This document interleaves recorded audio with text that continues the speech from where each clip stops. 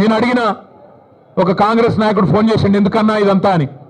నేను అడిగినా, మరి మీ ముఖ్యమంత్రి పిలిచిండు కదా, ఎక్కడ పోయిండు అన్న ఢిల్లీకి పోయిండు అన్నాడు. ఎందుకు పోయిండు, ఏమిటి పోయిండు అని నేనన్నా. ఎరువుల బస్తాల కోసం పోయిండు అన్నాడు. ఎరువుల బస్తాల కోసం పోయిండట. ఎట్లుందంటే ఇది, వెనకటికెవడో తాటి చెట్టు ఎక్కిండట. ఎందుకు ఎక్కిన తాటి చెట్టు అంటే దూడకు గడ్డి కోసం ఎక్కిన అన్నాడట.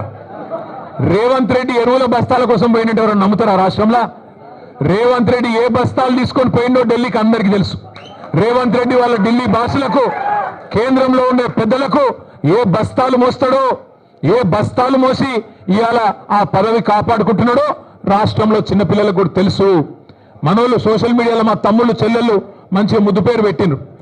పే సీఎం అంటే పేమెంట్ కోటాలో తెచ్చుకున్న సీఎం పదవిని ఎప్పటికప్పుడు పేమెంట్లు ఇచ్చుకుంటూ కాపాడుకునే బాపత్ తప్ప నీకు రాష్ట్రంలో రైతుల మీద ప్రేమ లేదు, రాష్ట్రంలో గిరిజనుల మీద ప్రేమ లేదు, దళితుల మీద ప్రేమ లేదు, 42% రిజర్వేషన్ ఇస్తానని నువ్వు మోసం చేసిన బలహీన వర్గాల బిడ్డల మీద ప్రేమ లేదు, 2500 రూపాయలు ఇస్తానని నువ్వు మోసం చేసిన ఆడబిడ్డల మీద కనీస గౌరవం లేదు.